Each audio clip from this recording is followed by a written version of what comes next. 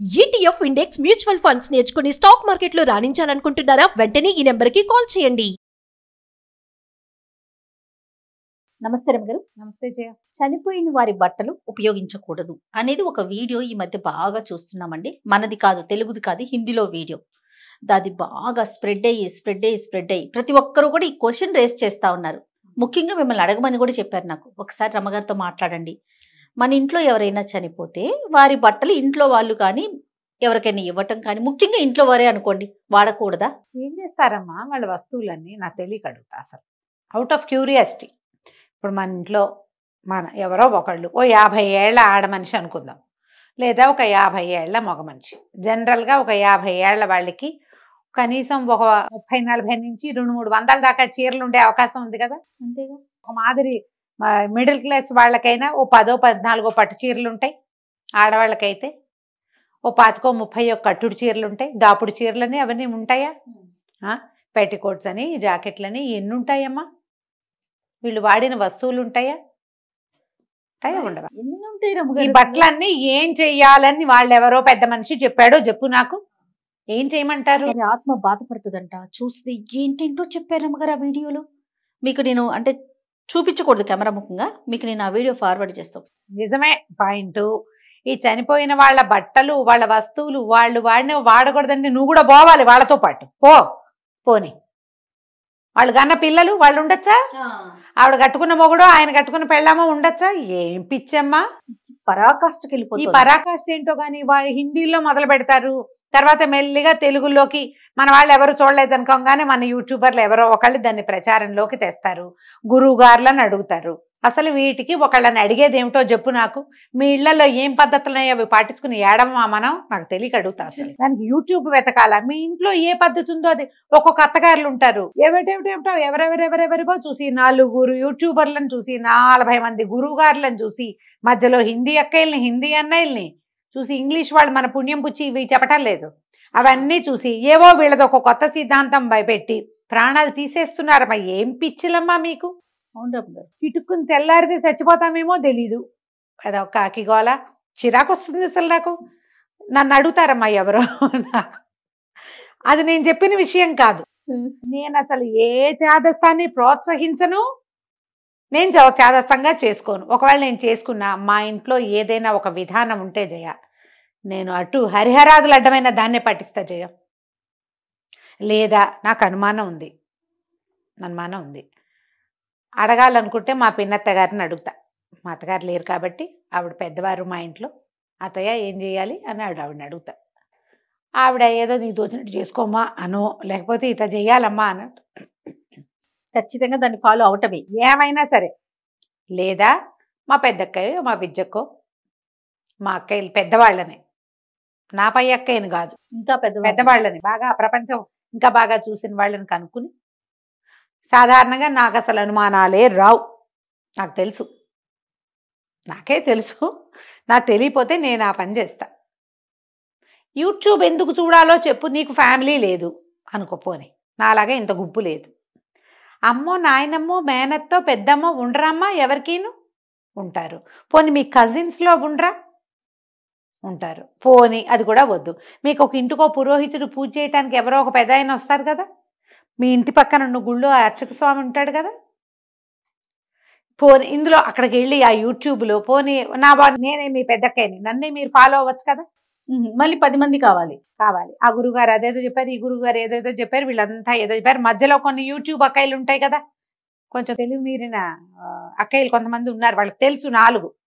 వాళ్ళు కూడా చెప్తారు. నేను ఎప్పుడూ ఒక విషయం చెప్తా జయ, ఇప్పుడు నేను ఏ విషయం చెప్పినా శాస్త్రపరమైన విషయం, నా కమ్యూనిటీకి సంబంధించిందే నేను చెప్తాను. నేనంటే నేనని కాదు, నాలాగా చెప్పేవాళ్ళు ఎవరైనా సరే మా కమ్యూనిటీకి సంబంధించింది కదా. గురువుగారైనా అంతే కదమ్మా, అంతేనా? అంతే. ఏ గురువుగారైనా వారి తమ తాలూకు సమాజంలో ఏవి ఫాలో అవుతారో అవి చెప్తారు. మాకు 11 రోజులు మైళ్ళలు ఉంటాయి, పెసరపప్పు తినాలి, ఉల్లిపాయ వెల్లుల్లిపాయ గిల్లిపాయ కూరలు గిర్లు తినము, ఇతరుల ఇళ్ళకి వెళ్ళకూడదు, మా ఇంటికి వచ్చిన వాళ్ళు ఇంటికి వెళ్ళి స్నానం చేయాలి 12 రోజుల లోపల ఈ మరణాలు సంభవిస్తే. అరటికాయ పెసరపప్పు అలాంటివి వండుకుంటాము. కర్మలు మొదలు పెడతాం 7వ రోజున లేదా 9వ రోజున. ఒక్కొక్కళ్ళు నిత్య కర్మ చేసేవాళ్ళు మొదటి రోజు నుంచి కర్మలు చేసేవాళ్ళు కూడా ఉంటారు. 12 రోజులు అయితే కానీ మేము ఎందుకు పనికిరాము. ఇప్పుడు ఇది నేను మా ఇంట్లో పనిచేసే వాళ్ళు ఉన్నారు, లేదా మనకు పనికొచ్చే వాళ్ళు ఉన్నారు. వీళ్ళకి ఏదో కొద్ది రోజులు ఉండి నెల రోజుల లోపల బట్టలు పెడతారు. బట్టలు పెట్టాక అయిపోయింది. ఈ టీవీలలో విని ఈ బట్టలు పెడితే అయిపోయే వాళ్ళు కూడా సంవత్సరం పాటు వాళ్ళు కూడా పాటిస్తున్నారు. మీ ఇళ్లలో లేదు, మీకు ఎందుకు ఈ పాటింపు? మేము పాటించాలి, మాకు ఉండేది ఉంటుంది. నెల నెల మాసికం పెడతాం మేము. 15 రోజులు అయ్యాక త్రైపక్షికం అని పెడతారు జయ, 45 డేస్కి. 170వ రోజు ఒకటి ఉంటుంది, ఊన షాణ్మాసికం అంటారు, పెడతాం. ఊన షాణ్మాసికం పేరైనా విన్నావా జయ? ఎప్పుడైనా? నాకు తెలియదు రమ్మ, తెలియదు, ఎవరికీ తెలియదు అది. ఎందుకంటే ఏ సమాజంలో ఇది చేయబడుతుందో కేవలము ఆ సమాజానికి మాత్రమే తెలుసుంటుంది. ఇప్పుడు నేను ఇది చెప్పాను కాబట్టి మీరు ఇది చేస్తారా అమ్మా? చెయ్యరు. మీరేం చెయ్యాలో మీ విధానం ఏమిటో అది కదా ఫాలో అవ్వాలి. ఖచ్చితంగా అండి.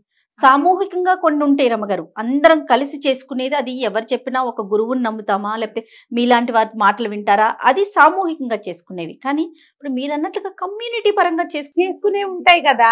ఇప్పుడు అందరూ పండగ, సంక్రాంతి పండగ సామూహికమైన పండగ. ఓకే, ఇప్పుడు నోవులు ఉంటాయి, అవి కమ్యూనిటీకి మారిపోతాయి. నేను అట్ల తద్దని చెప్తా, మీరు అట్ల తద్ది తెలియదు చేయాలి. మేము ఊరికే ఉయ్యాలి ఒకటి తెలుసు, అంతకంటే ఏం తెలుసు. పొద్దునే అంతే కదా. మా ఇంట్లో కూడా కొంతమంది పాటిస్తారు, కొంతమంది పాటించరు. నియమం లేదు కదా. అలా ప్రతి విషయానికి కూడా మన కమ్యూనిటీ పరంగా, మన కుటుంబాల పరంగా, గ్రామాచారాలు, మన వైపు ప్రాంతీయమైన ఆచారాలు ఉంటాయి, వాటిని పెట్టుకోవాలి. ఇవి కాకుండా ఇవి ఎవరో ర్యాండమ్ గా క్యాజువల్ గా చెప్పిన విషయాల్ని మనసుకు పట్టించుకుని ఇవ్వకూడదని, ఇస్తే ఏమిటో కొంప మునిగిపోతుందని, ఏమో ఎందుకు వచ్చింది అని, సరే పోను బాగానే 50 ఏళ్ల ఇంట్లో మనిషి చనిపోతే ఆమె తాలూకు వస్తువులన్నీ మీరేం చేయగలరో మీరు ఆలోచించండి. పంచటం కాకుండా ఏం చేయగలరు? ఎందుకు ఆలోచించరు జయ? నాకు అర్థం కాదు. ఆ థాట్ ఎలా వస్తుంది రమ్మగారు? ఇవ్వకూడదు, వేసుకోకూడదు, ఏదో జరిగిపోతారు. ఈ 50 జతల బట్టల్ని తగలేస్తారా? అదే కదా. అదే పాతి పెడతారా? పోనీ వాళ్ళతో పాటు తగలబెడతారా, పాతి పెడతారా? పారేసిన ఎక్కడైనా అది భూమిలో గలవాల్సిందేగా. మరి ఈ సిద్ధాంతాలు ఎక్కడి నుంచి పుట్టిస్తారు? విచిత్రమైనవి. అసలు ఇది ఆలోచనే తప్పు. జయ మరణించినప్పుడు ఏ వస్త్రంతో ఉన్నారో అది బయట పారేస్తారు. మంచం మీద పడుకుని మరణించారు అనుకో, మంచం కూడా చాకలికి ఇవ్వటము అలాంటి పద్ధతి కొన్ని చోట్ల కనపడదు. అవును రమ్మ. ఇప్పుడు హాస్పిటల్ మరణాలు, వాళ్ళ దుప్పట్లు ఏం చేస్తారో మనకు తెలియదు. హాస్పిటల్ అంటున్నారా? అవి ఏం చేస్తారో మనకి అవునండి. మనం ఇంటి వరకు మనం ఈ పద్ధతులు ఫాలో పాటిస్తాము. ఆ ఇల్లు కడుక్కుంటాము. ఆ పర్టికులర్ పక్కలో దుప్పట్లో ఏమైనా ఉంటే వాటిని తీసేస్తాం. ఎందుకంటే దీనివల్ల ఎంతో కొంత కీడు ఉంటుంది. ఆ బీరువాలో పెట్టున్న బట్టలు ఏం చేస్తాయమ్మా? అల్మార్లలో ఉన్నవి, బీరువాల్లో ఉన్నవి ఏం చేస్తాయి? ఏమవుతాయి అవి? శుభ్రంగా పిల్లలు పంచుకోవచ్చు. అమ్మల చీరలు ఉంటే ఆడపిల్లలకి ఇవ్వరా? చక్కగా పుచ్చుకుంటారు కదా. బంగారం పుచ్చుకుంటారు కదా. బంగారానికి వచ్చేసరికి నాకు నీకు, నీకు నాకు అని చెప్పి గొడవలు పెట్టుకోరారు అమ్మగారు. బంగారం, వెండి, సామాన్లు, అమ్మ ఆస్తి, అమ్మకి పసుపు కుంకంగా వచ్చిన పొలము, అమ్మ సూత్రాలు ఎవరు తీసుకోవాలి అనే డిస్కషను, ఇవన్నీ ఉన్నప్పుడు బట్టలకు వచ్చిందా అమ్మ? ఏమిటి బట్టల్లో ఉండిపోయింది అమ్మ? వీటన్నిట్లలో లేకుండా మీలో లేదు, మనం కూడా వెళ్దామా? సరిగ్గా ఆలోచించండి. అనవసరమైన పిచ్చి వీడియోలు దయచేసి చేయకండి. ఎవరి కమ్యూనిటీలో ఏముంటుందో ఆ రకంగా వాళ్ళని పాటించుకొనిద్దాము.